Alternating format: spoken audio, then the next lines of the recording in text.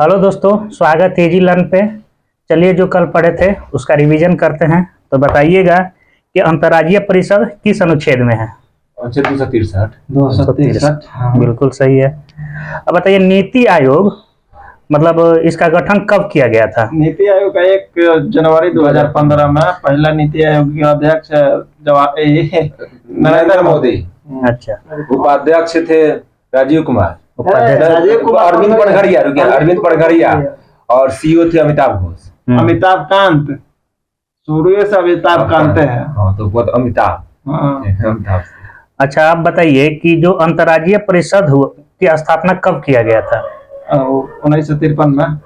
1990 में अंतर्राज्यीय परिषद। अब पहला बैठक हुआ था इसका 10 अक्टूबर 1990 में। हाँ, मार्च में हुआ था गठन, मई में।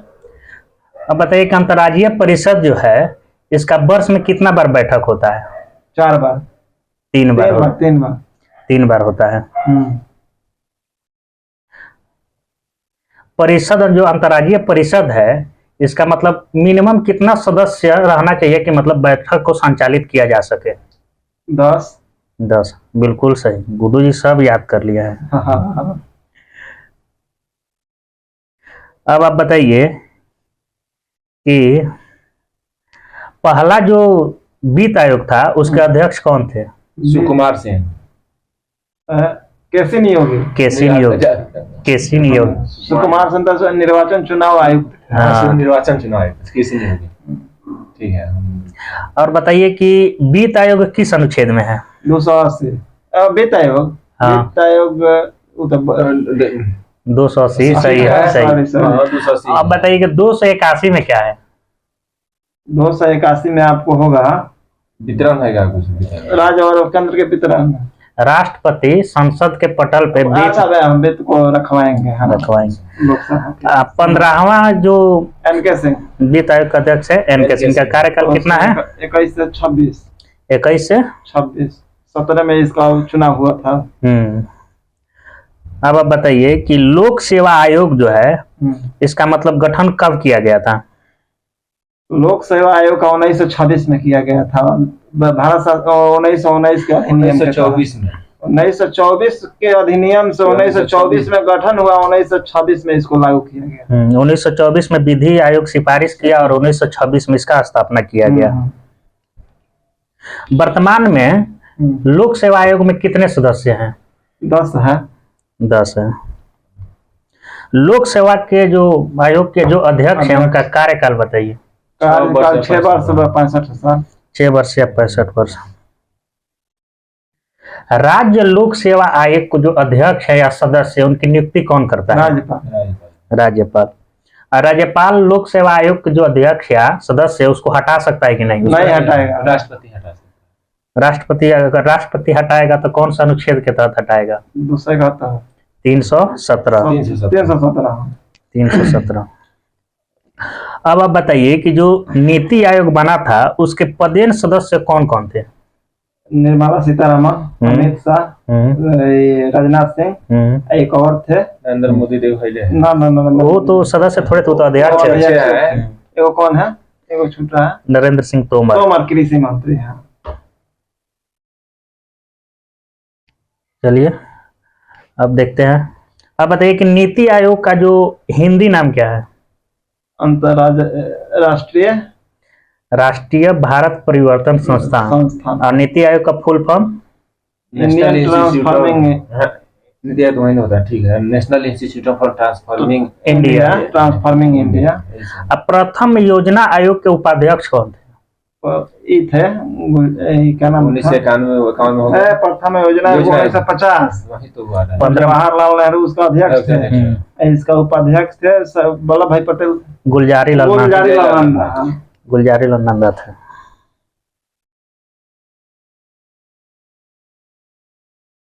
राज्य लोक सेवा आयोग के अध्यक्ष हम सदस्य के कार्यकाल कितना होता है? 60 और 62 वर्ष होते हैं। 6 और 62। और किसका कार्यकाल जो है मतलब 6 वर्ष और 62 वर्ष? हाई कोर्ट के जज का। हाई कोर्ट उच्च न्यायालय के न्यायाधीश का, लेकिन उसका अभी 65 वर्ष। सिफारिश हुआ है 65 वर्ष सिफारिश हुआ, लेकिन अभी तक वही है। हाँ। लेकिन सुप्रीम कोर्ट का 65 अच्छा। 65 होता है जो पहले। चलिए अब देखते हैं निर्वाचन आयोग चैप्टर 28 है।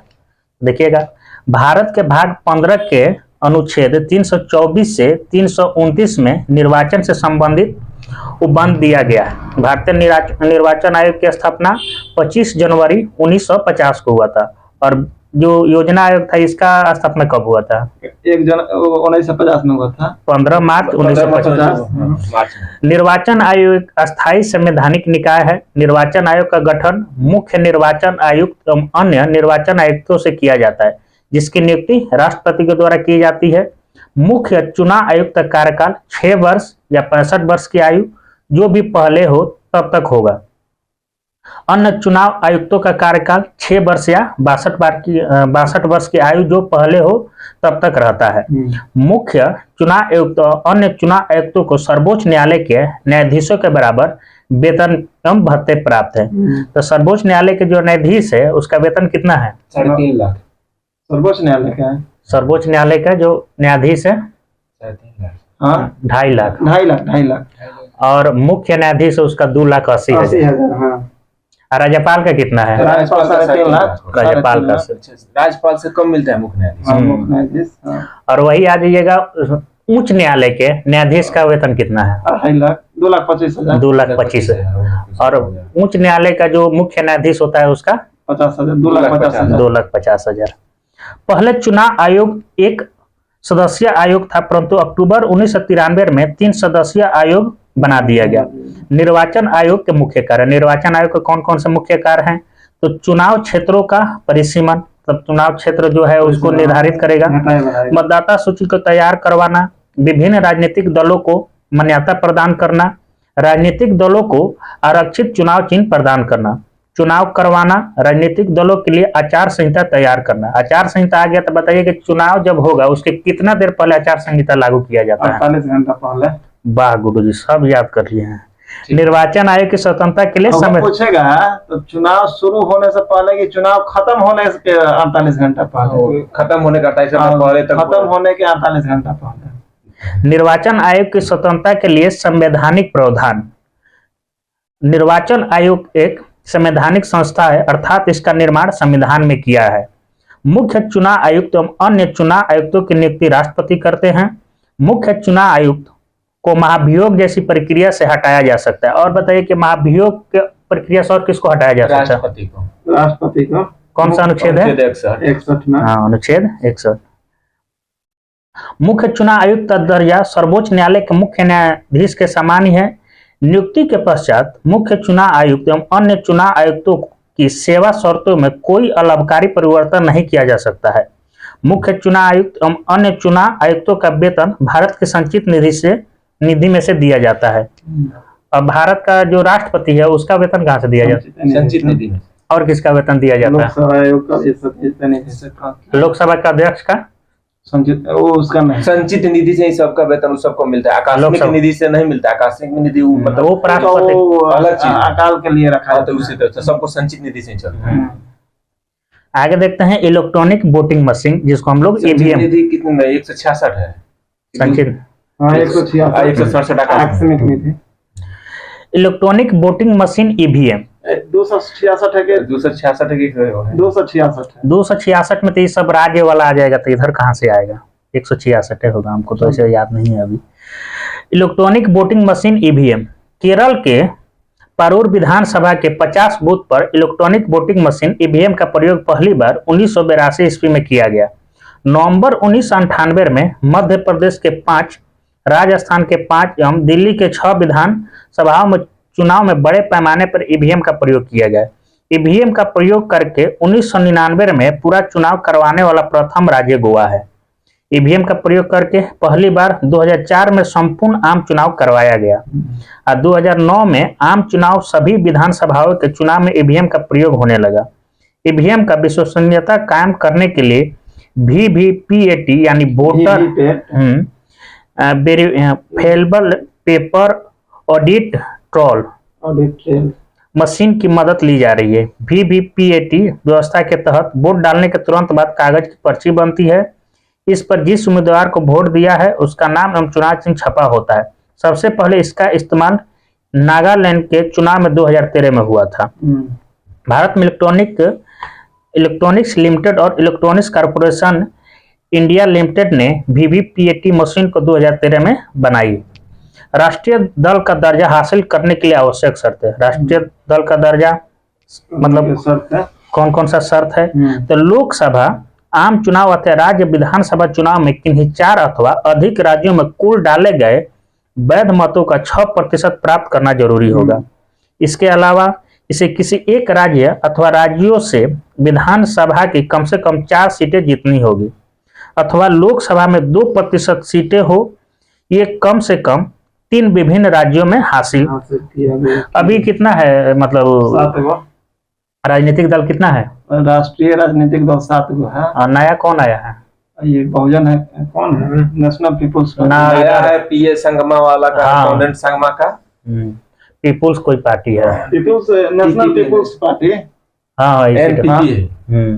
People's party. हाँ उसी का एनपीपी। हाँ, नेशनल पीपुल्स पार्टी तो वही ना बता रहे हैं, कॉन्वेंट संगमा। वर्तमान में मान्यता प्राप्त राष्ट्रीय राजनीतिक दल है भारतीय जनता पार्टी, कमल है भारतीय राष्ट्रीय कांग्रेस जिसका चुनाव चिन्ह है पंजा, भारतीय कम्युनिस्ट दल हंसिया और बाली है जिसका चुनाव चिन्ह, राष्ट्रीय कांग्रेस पार्टी जिसका घड़ी है, बहुजन समाज पार्टी हाथी, ये असम को छोड़कर बाकी सभी जगह लागू है, भारतीय कम्युनिस्ट पार्टी मार्क्सवादी हंसिया हथौड़ा और तारा है जिसका है, तृणमूल कांग्रेस पार्टी जोड़ा फूल और नेशनल पीपुल्स पार्टी है पुस्तक। अब प्रमुख क्षेत्रीय दल उसका चुनाव चिन्ह क्या है? तो तेलुगु देशम है, चुनाव चिन्ह साइकिल है, राज्य है आंध्र प्रदेश का है। समाजवादी पार्टी है, साइकिल है, जगह है उत्तर प्रदेश। असम गण परिषद हाथी असम, इसका भी हाथी है और बहुजन समाज पार्टी, इसीलिए असम में इसको छोड़ दिया गया है। झारखंड मुक्ति मोर्चा तीर कमान है, झारखंड में होगा। लोक जन पार्टी बंगला, वही बंगला इसका चुनाव चिन्ह है, बिहार में है। तेलंगाना राष्ट्र संयुक्त पार्टी, संयुक्त तेलंगाना राष्ट्र कुछ दूसरा नाम है, से क्या होगा? संयुक्त। चलिए इसका चुनाव चिन्ह है कार और ये है राज्य है तेलंगाना। कार वाला कौन है जानते हैं? तेलंगाना राष्ट्र के चंद्रशेखर। अच्छा ठीक है। पैंथर्स पार्टी है, इसका चुनाव चिन्ह है साइकिल, ये जम्मू कश्मीर में है। नेशनल कॉन्फ्रेंस है हल, जम्मू कश्मीर में है। राष्ट्रीय जनता दल लालटेन है, बिहार एवं झारखंड में है। शिवसेना है तीर कमान Maharashtra. All India forward bloc शेर है पश्चिम बंगाल। अन्ना द्रविड़ मुनेत्र कड़गम 2 पत्ती है, इसका तमिलनाडु में है। महाराष्ट्रवादी गोमंतक पार्टी जिसका चुनाव चिन्ह है शेर, ये गोवा में है। सिक्किम संग्राम परिषद जिसका चुनाव चिन्ह है हाथी, हाथी का 3 गो आ गया। हाथी के और कौन था? असम हो गया, बहुजन समाजवादी पार्टी हो गया और सिक्किम। आगे देखते हैं द्रविड़ मुनेत्र कड़गम, इसका है उगता हुआ सूरज। एक है आना द्रविड़ मुनेत्र कड़गम जिसका 2 पत्ती है, ये तमिलनाडु में है। ये द्रविड़ मुनेत्र कड़गम है, ये उगता सूर्य है, तमिलनाडु और पुदुचेरी में है। नागालैंड पीपुल्स काउंसिल जिसका मुर्गा है चुनाव चिन्ह और ये इसका राज्य है नागालैंड। अकाली दल जिसका चुनाव चिन्ह है तराजू, ये है पंजाब में। और जनता दल यूनाइटेड है जिसका चुनाव चिन्ह है तीर, ये है बिहार और झारखंड में। मुस्लिम लीग है सीढ़ी जिसका राज्य है केरल। अब देखते हैं मतदाता का फोटो युक्त पहचान पत्र। निर्वाचन आयोग द्वारा 1993 के चुनाव में जाली मतदान और कुछ मतदाताओं पर नियंत्रण के लिए मतदाता के फोटो युक्त पहचान पत्र का उपयोग किया गया। पंजीकृत मतदाताओं को फोटो युक्त पहचान पत्र जारी करने का आधार मतदाता सूची है। सामान्य रूप से प्रति वर्ष इस मतदाता सूची में संशोधन किया जाता है और नवंबर की पहली तारीख पात्रता तिथि मानी जाती है। इस तिथि को 18 वर्ष की आयु पूरा करने वाले या इससे अधिक आयु के प्रत्येक भारतीय नागरिक मतदाता सूची में शामिल होने के पात्र होते हैं और वह इसके लिए आवेदन कर सकते हैं। तो पहले तो 21 वर्ष था, तो कौन सा संविधान संशोधन द्वारा इसको 18 संविधान संशोधन 1986 21 वर्ष से इसको 18 वर्ष कर दिया। एक बार सूची में पंजीकृत हो जाने के बाद वह फोटो युक्त पहचान पत्र प्राप्त करने के पात्र हो हो जाता है। अब देखते हैं चैप्टर 29 है परिसीमन आयोग। संविधान में परिसीमन आयोग के संबंध में कोई स्पष्ट निर्देश नहीं दिया है।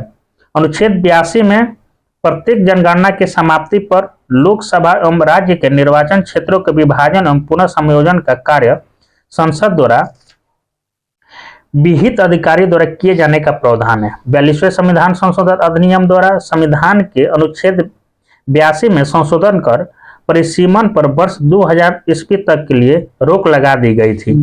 और 42वां संविधान संशोधन द्वारा क्या किया गया? संपत्ति का अधिकार को कानूनी अधिकार दिया गया और प्रस्तावना में 3 सब छोड़ा वन गया। को शिक्षा को उसमें डाल दिया गया, समवर्ती सूची। समवर्ती सूची में, वन को भी समवर्ती सूची में डाल दिया गया। अच्छा, आगे देखते हैं 84वां संविधान संशोधन अधिनियम 2001 ईस्वी के द्वारा संविधान के अनुच्छेद 82 और 170 के 3 की शर्तों में संशोधन किया गया, जिसके अनुसार देश में लोकसभा एवं विधानसभा के सीटों की संख्या में वर्ष 2026 तक कोई वृद्धि अथवा कमी नहीं की जाएगी।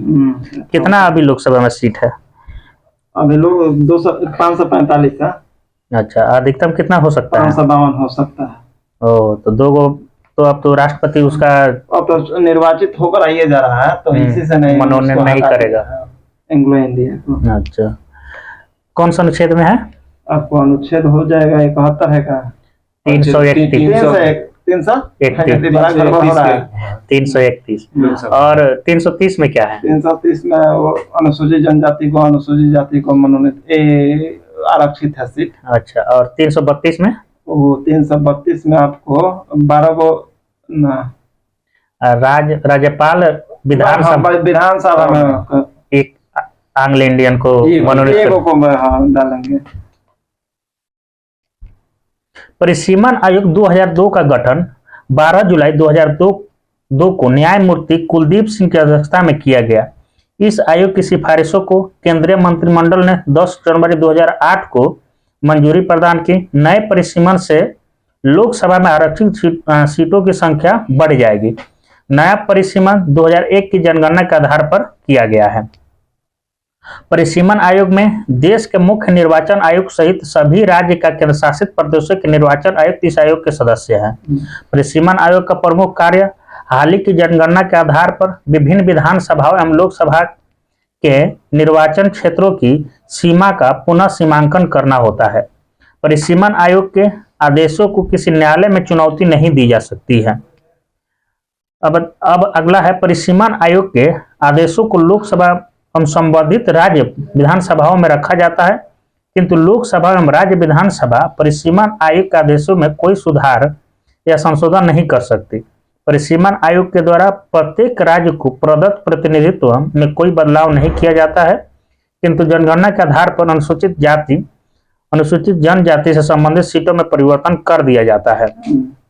नए परिसीमन के बाद आरक्षित सीट अनुसूचित जाति के लिए पहले आरक्षित थी 79, अब नए परिसीमन में हो गया 84। अनुसूचित के लिए पहले था आरक्षित सीट 41, अब कितना हो गया? अनारक्षित सीटों की संख्या 412। अभी तक कितना बार परिसीमन आयोग का गठन हुआ है?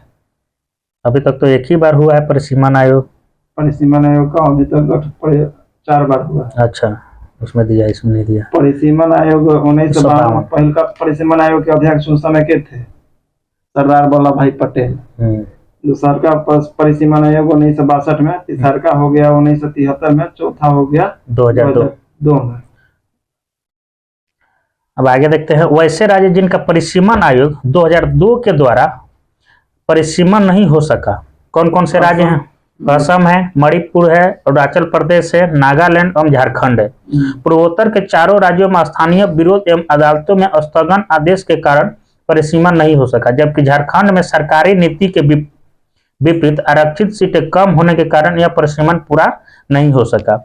अब देखते हैं भारतीय राज्य व्यवस्था में वरीयता अनुक्रम, मतलब कौन कितना बड़ा है।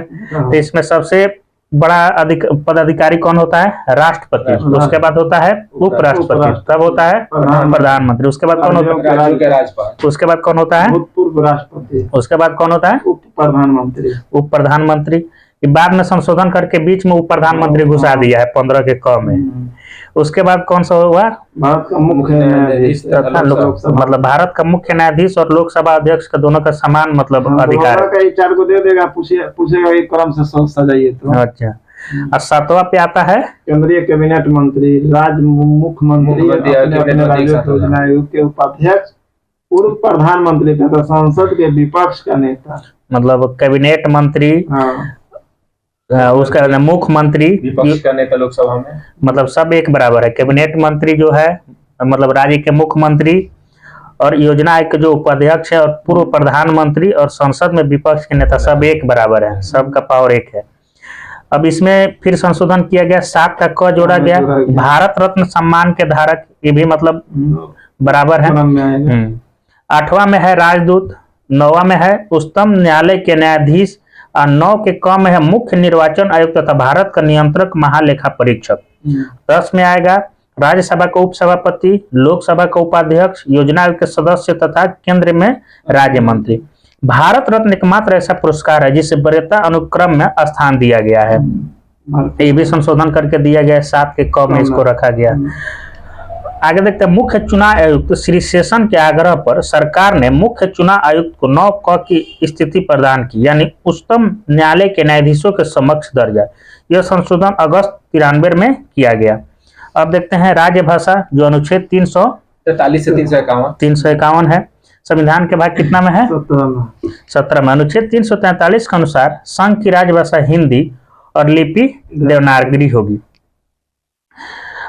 भारतीय संविधान के अनुच्छेद 344 में राष्ट्रपति को राजभाषा से संबंधित कुछ विषयों में सलाह देने के लिए एक आयोग की नियुक्ति का प्रावधान है। राष्ट्रपति ने इस अधिकार का प्रयोग करते हुए 1955 में श्री बीजी खरे की अध्यक्षता में प्रथम राज्य भाषा आयोग का गठन किया।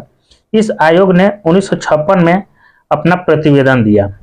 संविधान की 8वीं अनुसूची के अनुसार निम्नलिखित भाषाओं को राज्य भाषा के रूप में मान्यता प्राप्त है, जो इस प्रकार है: असमिया है, बंगला है, गुजराती है, हिंदी, कन्नड़, कश्मीरी, मलयालम, मराठी, उड़िया, पंजाबी, संस्कृत है, सिंधी है, तमिल, तेलुगु, उर्दू, कोंकणी, मणिपुर, नेपाली, मैथिली, संथाली, डोंगरी और बोडो।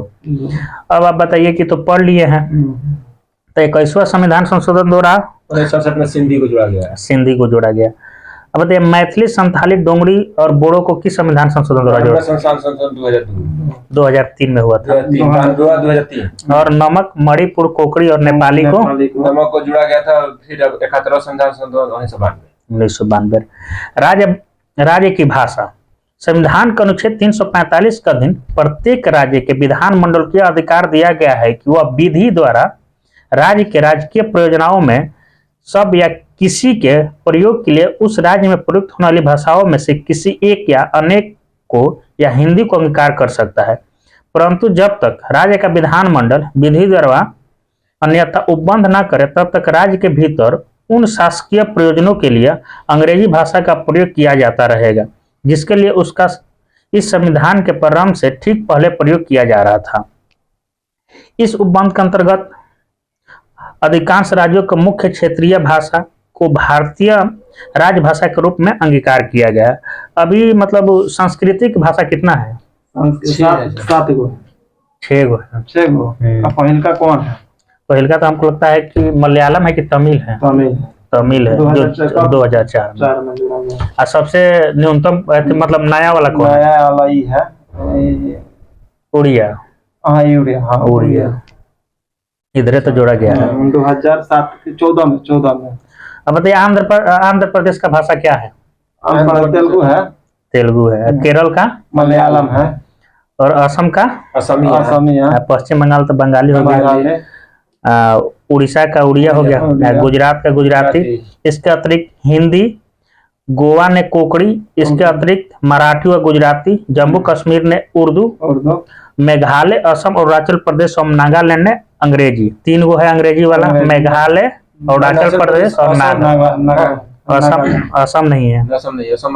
बोडो कहाँ का है? बोडो, डोगरी, सिंधी, बोडो, डोगरी, सिंधी, उर्दू और संथाली का जम्मू कश्मीर। आगे देखते हैं, पुदुचेरी ने फ्रांसीसी, त्रिपुरा के त्रिपुरा ने कोकपुरुक तथा मिजोरम ने मिजो। त्रिपुरा का कौन सा भाषा है? कोकपुरुक।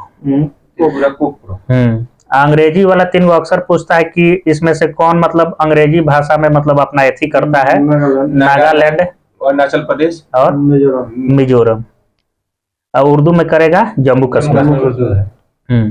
ध्यान देने योग्य बात यह कि राज्यों द्वारा भाषा का चुनाव संविधान की 8वीं अनुसूची में उल्लेखित भाषाओं तक ही सीमित नहीं है। मतलब इसके जितना भी उसमें है, जिसमें त्रिपुरा अलग है, एक और अलग, अंग्रेजी भी नहीं है उसमें। राज्य के परस्पर संबंधों तथा संघ तथा राज्यों के परस्पर संबंधों में संघ की राजभाषा को ही प्राधिकृत भाषा माना जाएगा। परंतु यदि 2 या 2 से अधिक राज्य यह करार करते हैं कि उन राज्यों के बीच पत्रादि की राजभाषा हिंदी भाषा होगी, तो ये पत्रादि के लिए उस भाषा का प्रयोग किया जा सकता है। अनुच्छेद 346 में है। उच्चतम न्यायालय और उच्च न्यायालय तथा विधान मंडलों की भाषा। उच्चतम न्यायालय, उच्च न्यायालय और विधान मंडल की भाषा क्या होगी? संविधान में प्रावधान किया गया है कि जब तक संसद द्वारा कानून बनाकर अन्यथा प्रावधान न किया जाए, तब तक उच्चतम न्यायालय और उच्च न्यायालय की भाषा अंग्रेजी होगी और संसद तथा राज्य विधान मंडलों द्वारा पारित कानून अंग्रेजी में होगा। कई गो सांसद को भाई अंग्रेजी बोलने आता है, बैठा दिया जाएगा तो आधा को तो पता नहीं चलता है। सही बात। अब देखते हैं आपात उपबंध। संविधान के अधीन किसी भी भाषा को राष्ट्रीय भाषा के रूप में नहीं अपनाया गया है। इसके अधीन हिंदी को केवल राजभाषा के रूप में रखा गया है, अर्थात भारत की कोई राष्ट्र भाषा नहीं है। राष्ट्रीय भाषा नहीं, इसको राज्य भाषा है। मतलब राज्य वाला अपना अपना भाषा राज्य में बोला जा सकता है, देश में नहीं बोला जा सकता है। आपात उपबंध। भारतीय संविधान में 3 प्रकार के आपात काल की व्यवस्था की गई है। राष्ट्रीय आपात, राष्ट्रपति शासन, वित्तीय आपात। राष्ट्रीय आपात अनुच्छेद 352। इसका घोषणा निम्नलिखित में किसी भी आधार पर राष्ट्रपति के द्वारा की जाती है। पहला है युद्ध, दूसरा है बाह्य आक्रमण और तीसरा है सशस्त्र विद्रोह। राष्ट्रीय आपात की घोषणा राष्ट्रपति मंत्रिमंडल की लिखित सिफारिश पर करता है। राष्ट्रीय आपात की उद्घोषणा को न्यायालय में प्रश्नगत किया जा सकता है। अगला है 44वें संविधान संशोधन। अनुच्छेद 352 के अधीन उद्घोषणा संपूर्ण भारत में या उसके किसी भाग में की जा सकती है। राष्ट्रीय आपात के समय राज्य सरकार निलंबित नहीं की जाती है, अपितु वह संघ की कार्यपालिका के पूर्ण नियंत्रण में आ जाती है। मतलब विधानसभा कहीं सरकार चल रहा है तो उसको अगर मान लीजिए राष्ट्रीय आपात लगा तो उसको निलंबित नहीं किया जाएगा, लेकिन संसद जो बोलेगा, केंद्र जो बोलेगा वही उसको करना पड़ेगा। आगे देखते हैं। राष्ट्रपति द्वारा की गई आपात की घोषणा 1 माह तक प्रवर्तन में रहती है और यदि इस दौरान इसे संसद के 2/3 बहुमत से अनुमोदित करवा लिया जाए तो यह 6 माह तक प्रवर्तन में रहती है। संसद इसे एक बार में 6 महीने तक बढ़ा सकती है। पहला बार कब किया गया था राष्ट्रीय आपात?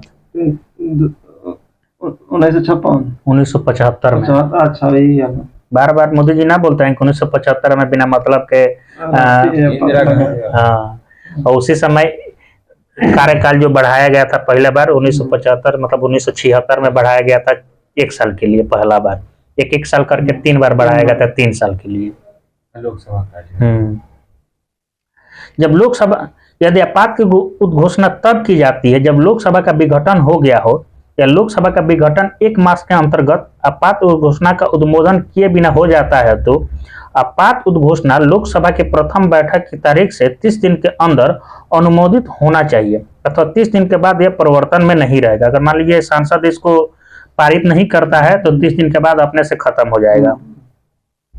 यदि लोकसभा साधारण बहुमत से आपात उद्घोषणा को वापस लेने का प्रस्ताव पारित कर देता है तो राष्ट्रपति को उद्घोषणा वापस लेनी पड़ती है। आपात उद्घोषणा पर विचार करने के लिए लोकसभा का विशेष अधिवेशन तथा तब आहूत किया जाता है जब लोकसभा की कुल संख्या के 1/10 सदस्यों द्वारा लिखित सूचना लोकसभा के अध्यक्ष को जब सत्र चल रहा हो या राष्ट्रपति को जब सत्र नहीं चल रहा हो तो दी जाती है। जैसे में सत्र चल रहा होगा तो राष्ट्रपति को, लोकसभा का अध्यक्ष को, जब सत्र नहीं चल रहा है राष्ट्रपति को दिया जाएगा। लोकसभा अध्यक्ष या राष्ट्रपति सूचना प्राप्ति के 14 दिनों के अंदर लोकसभा का विशेष अधिवेशन आहूत करते हैं। चलिए अभी जो संविधान में खाली 14 ही दिन है। चलिए अब जो पढ़े हैं उसका रिवीजन मारते हैं। तो बताइएगा कहाँ से पढ़े थे? आइए ना, निर्वाचन आयोग 324। बताइए संविधान के निर्वाचन आयोग संविधान के किस भाग में है? भाग 15। और ये जो संविधान संशोधन है अनुच्छेद 368 में है। मतलब भाग भाग 20 भाग 20 में भाग 20 निर्वाचन आयोग कितना से कितना अनुच्छेद में है? अनुच्छेद 324 से 29 है ना सर? 29 और निर्वाचन आयोग का गठन मतलब इसका नियुक्ति कौन करवाता है मतलब? राष्ट्रपति करवाएंगे। अच्छा, अब मुख्य निर्वाचन आयुक्त का जो कार्यकाल कितना होगा? 6 वर्ष 65। अच्छा, 6 या 65 वर्ष। इसके अन्य जो सदस्य हैं 5 6 या 62। 6 या 62।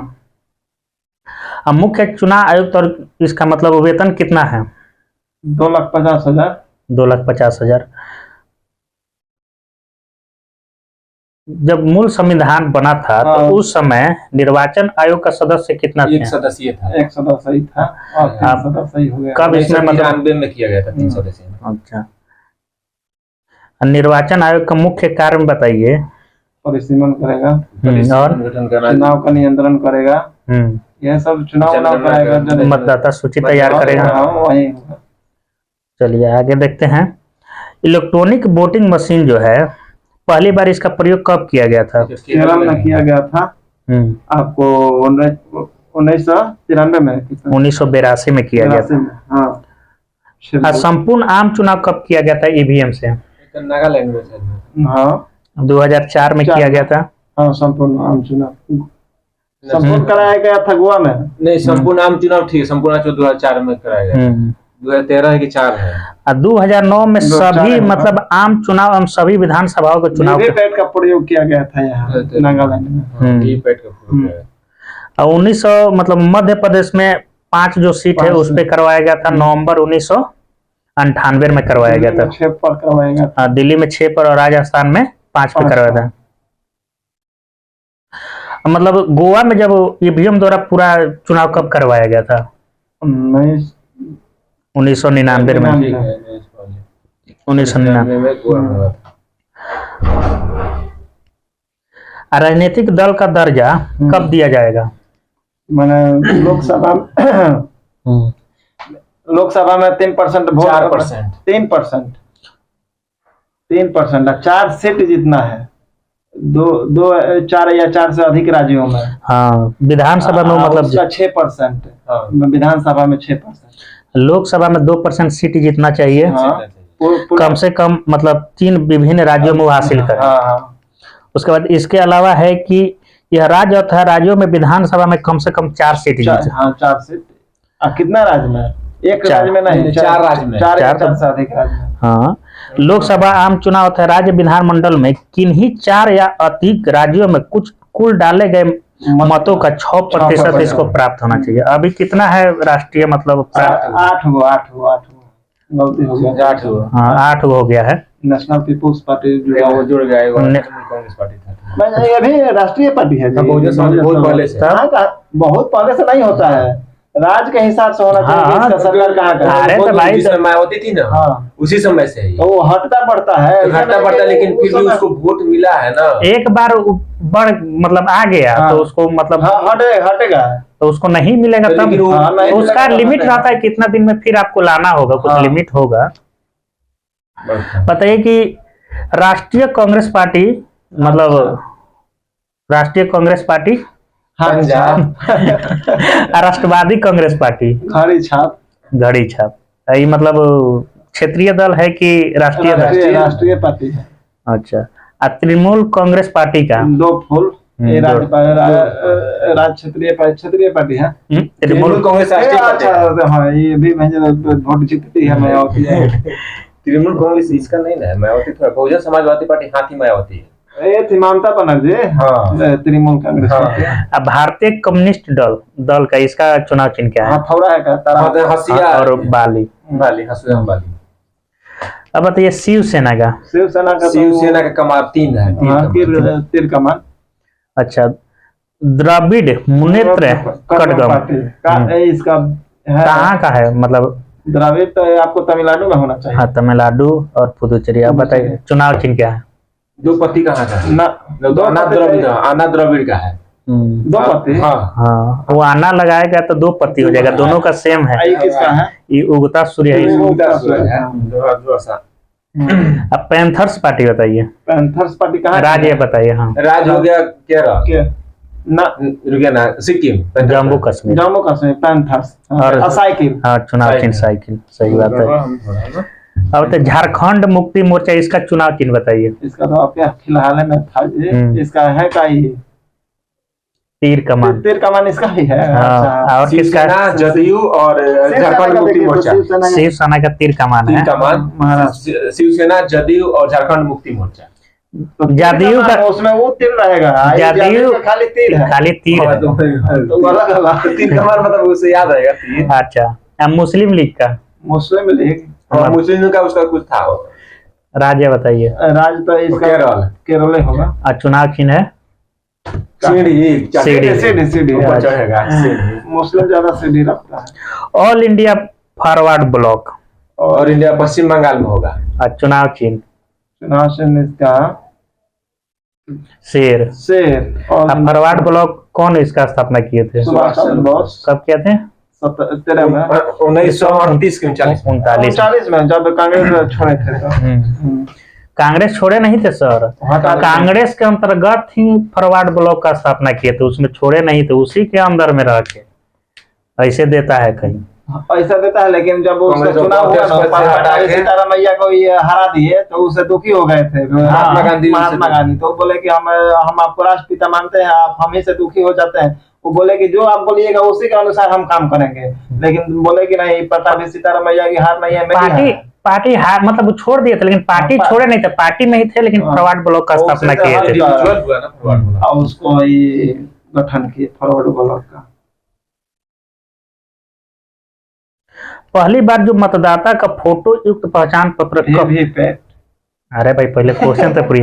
मतदाता का जो फोटो युक्त पहचान पत्र है, पहली बार मतलब कब उसको दिया गया था अधिकार? 2003 में है का? 1993। 2003 में आज से फोटो युक्त पहचान पत्र है। 1993 से है। और बताइए कि मतलब वोट देने का न्यूनतम आयु कितना है?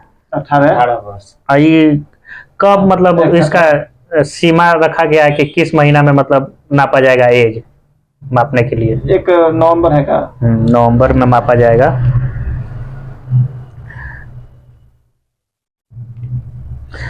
अब बताइए कि जो 42वां संविधान संशोधन हुआ, उसमें परिसीमन को मतलब कितना एथी करके बढ़ाया गया, कितना कब तक किया गया? 26 तक। 2026 नहीं, देखो तो लोकसभा के कार्यकाल का बात है। क्या बोले 42वां संविधान संशोधन, उस समय परिसीमन पे बात हुआ था। है का? वो तो 42वां संविधान संशोधन 1976 में हुआ था, लेकिन 2000 तक उसमें मतलब रोक लगा दिया गया था कि जे कहते हो। और मतलब अनुच्छेद कौन सा है? अनुच्छेद 82। सही बोले। बताइए कि तृतीय परिसीमन आयोग मतलब कब आया था? तृतीय परिसीमन आयोग आपको 1973 में। 5 हुआ था परिसीमन आयोग ना? 4 गो हुआ था। पहला परिसीमन आयोग आया था 1952। दूसरा आया था 1962 में। 10 साल के बाद। हाँ, और उसके बाद तीसरा आ गया था फिर 11 साल के बाद 1973।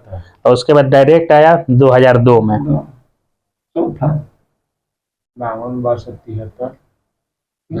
अभी जब मान लीजिए लोकसभा का सीट यथावत मान लीजिए 2026 तक रहेगी, इसमें मतलब कौन सा संविधान संशोधन में इसमें किया गया था? बोलिए तो 84वां संविधान संशोधन अधिनियम 2001 के द्वारा संविधान के अनुच्छेद 82 की शर्तों में संशोधन किया गया, जिसके अनुसार लोकसभा एवं विधानसभा की सीटों की संख्या वर्ष 2026 तक कोई वृद्धि नहीं की जाएगी।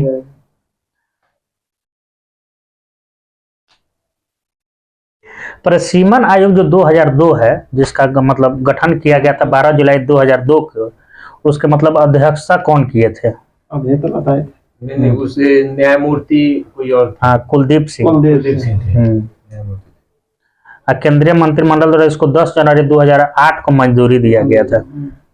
और ये जो 2002 में मान लीजिए जो मतलब परिसीमन आया था, इसका जो जनगणना आधार था वो किस वर्ष का था? 2001 होगा। हाँ, 2001 आया था। अब बताइए कि जो परिसीमन आयोग है मतलब मुख्य निर्वाचन आयोग सहित मतलब इसमें और कौन कौन से मतलब सदस्य इसके साथ रहेंगे? राज्यों के मुख्यमंत्री केंद्र शासित। मुख्यमंत्री निर्वाचन आयोग में परिसीमन में कहाँ से आ गया? परिसीमन में नहीं रहेगा कौन है? इसमें निर्वाचन मान लीजिए उसमें रहेगा कि सभी राज्यों और केंद्र शासित प्रदेशों के निर्वाचन आयोग इस आयोग के सदस्य होंगे। परिसीमन में वो तो अध्यक्ष रहेगा ही, मुख्य निर्वाचन आयुक्त सहित सभी जो केंद्र शासित और राज्य के जो निर्वाचन आयुक्त होंगे वो सदस्य होंगे। अब आप बताइए कि परिसीमन आयोग मान लीजिए कोई आदेश देता है तो उसको हम न्यायालय में चुनौती दे सकते हैं कि नहीं? नहीं दे सकते। वो एक बार जो दे दिया वो दे दिया। मान लीजिए परिसीमन आयोग जो है आदेश को लोकसभा या संबंधित राज्य में रखता है तो उसमें लोकसभा या संबंधित राज्य उसमें परिवर्तन कर सकता है कि नहीं? मान लीजिए कहा कि ई वाला सीट मान लीजिए इसमें और इस एरिया में 2 सीट और बढ़ना सकता है, उसमें कोई चेंज नहीं कर सकता। चेंज नहीं कर सकता देगा तो इसमें उसको मान लीजिए उसको पारित करना है लेकिन उसमें वो संशोधन नहीं कर सकता कि मान लीजिए आप गलत बोल रहे हैं या सही बोल रहे हैं, ना न्यायालय में उसको चुनौती दे सकता है। अब बताइए कि नए परिसीमन के बाद अनुसूचित जाति का मतलब कितना सीट आरक्षित किया? 84 था और अनुसूचित जनजाति का 47 से 47 अनारक्षित सीटों का 412 है। कितना है? 412। अब बताइए कि परिसीमन 2002 के द्वारा कौन सा ऐसा मतलब राज्य है जिसमें मान लीजिए परिसीमन नहीं करवाया गया था? असम था, नागालैंड सही बात है, मणिपुर था, मिजोरम, अरुणाचल प्रदेश और झारखंड। अब बताइए कि भारतीय राज्य व्यवस्था में वरीयता का क्रम, तो कैबिनेट मंत्री के बराबर हम किसको मान सकते हैं? कैबिनेट मंत्री के बराबर मुख्यमंत्री को मान सकते हैं, उस बराबर विपक्ष के नेता को मान सकते हैं, उप प्रधानमंत्री को मान सकते हैं, और निर्वाचन आयोग वाला है नहीं, योजना आयोग के उपाध्यक्ष। सबसे मतलब सबसे बड़ा कौन होता है? राष्ट्रपति होता है। अब भारत के मुख्य न्यायाधीश के समक्ष हम किसको मानेंगे? भारत के मुख्य न्यायाधीश के समक्ष हम मानेंगे लोकसभा अध्यक्ष को। लोकसभा अध्यक्ष, ये दोनों एक साथ हैं।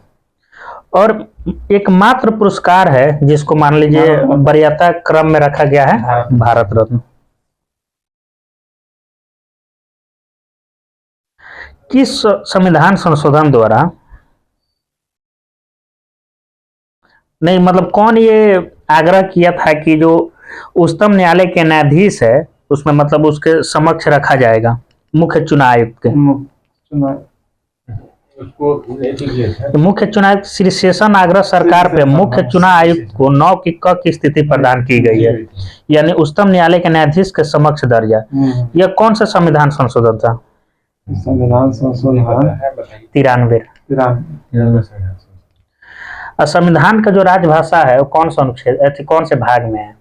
भाग 8 में ना होगा? नहीं, संविधान का राजभाषा, संविधान का जो मतलब राजभाषा भाग बताइए।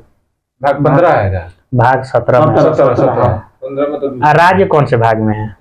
राज्य मतलब राज्य का भाषा नहीं, राज्य कौन से भाग हम पूछ रहे हैं? भाग 1 हुआ, भाग 1 अनुच्छेद 1 वही तो हुआ। भाग मतलब कौन? राज्य का जितना मान लीजिए राज्यपाल मुख्यमंत्री सब होगा ना, जैसे तो रुकिए ना, 152 जो है ना, आप जो कहना चाह रहे हैं भाग 6 में है सर। भाग राज्यपाल 6 में है। नहीं 152 से लेकर 251 तो वहां तक पूछ रहे हैं, जो पूरा किस भाग के अंतर्गत पूरा? हाँ, तो भाग पूछ रहे हैं। भाग 6 में आता है। अब भाग 8 में आता है, संघ आता है भाग 8 में। राष्ट्रीय जो मान लीजिए आप थी राष्ट्रपति जो मतलब राष्ट्रपति शासन ये सब जो आता है, ये किस में आता है, कौन से भाग में? 352 हो गया, 352 से 20 हो गया संशोधन, उससे पहले राष्ट्रीय मतलब 18 में ऐसे नहीं, मतलब 20 हो गया उधर 368, तो 352 में आइएगा, तो उससे पहले आइएगा, वही समझाता आ रहे थे। तो कितना 18 में 18 में आएगा, और 20 में है संविधान संशोधन 368।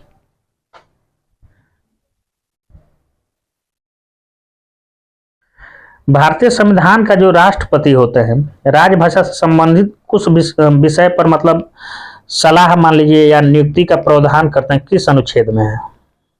अनुच्छेद 343 से 351 के बीच में हिले है, तो उसी के अंतर्गत 343 के अंतर्गत 344 होगा। 344 मतलब 43 से लेकर 51 तक है राजभाषा, तो उसी के अंतर्गत होगा 344। राजभाषा आयोग का गठन कब किया गया था? 1952 राजभाषा 1955 में 56 में पहला हुआ था, प्रतिवेदन दिया गया था, लेकिन इसके अध्यक्ष कौन थे? हाँ, बीजी खरे। अब बताइए कि संविधान संशोधन में तो मान लीजिए 8वीं अनुसूची में 22 को भाषा है, तो आप बताइए कि मैथिली संथाली डोगरी बोडो कौन से संविधान? 4 हुआ बोर्ड मास, बोडो डोगरी मैथिली संथाली, ये हो गया 92 संविधान संशोधन 2003। और मणिपुर कोकड़ी और नेपाली नमक हो गया आपका 71वां संविधान संशोधन 1992।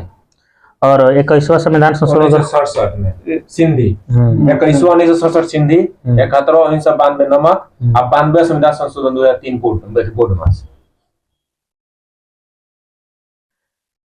ये मतलब किस अनुच्छेद में राज्यों को अधिकार दिया गया है कि मतलब वो मान लीजिए अपना राज्य का जो संचालन है वो अपने किसी भी लोकल भाषा में कर सकते हैं? हो जाएगा आपका 348 है, 345 है। 345 है।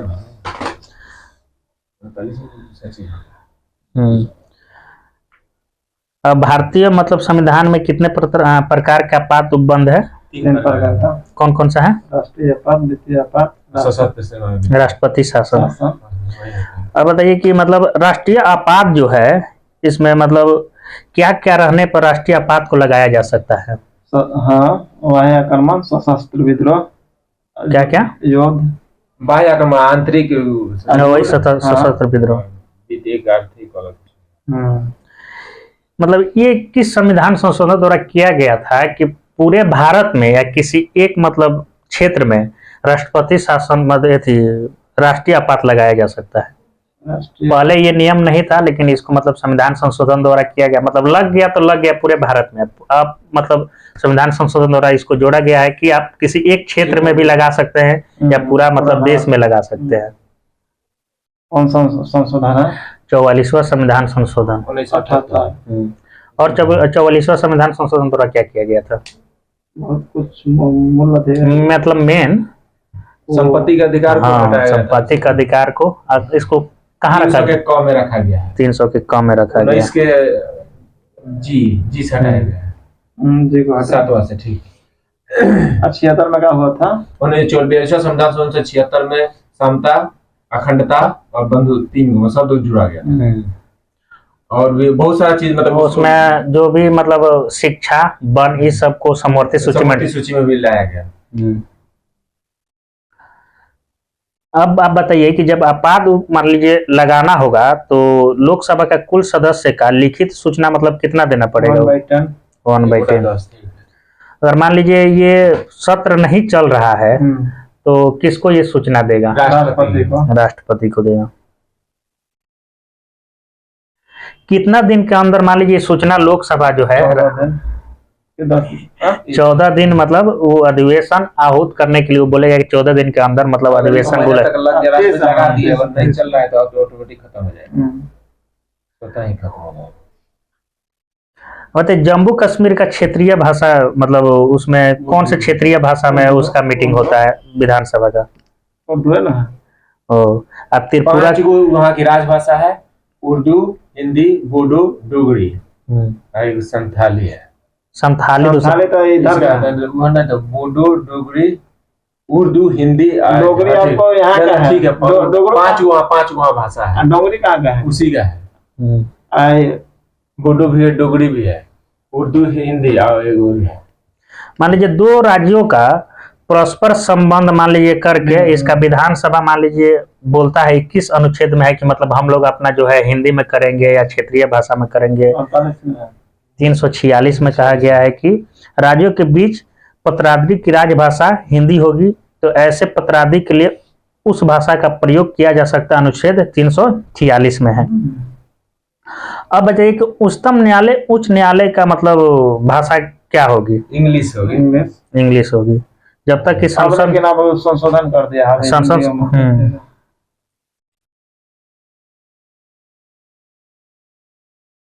भारत के मतलब राष्ट्रीय भाषा कौन सा है? कोई नहीं है, कोई नहीं है, राजभाषा ही सब है। 8वीं अनुसूची में वर्णित 22 भाषा का उपयोग किया गया है। अब देखिए, जब राष्ट्रीय आपात होगा तो उस समय विधानसभा का मान लीजिए या मुख्यमंत्री जो भी उसका हो सके मतलब रहता है, उसको निलंबित किया जा सकता है कि नहीं कि वो अपने अनुसार कार्य करेगा? अपने अनुसार नहीं करेगा, केंद्र के अनुसार काम करेगा। जो संसद कहेगा वही करेगा।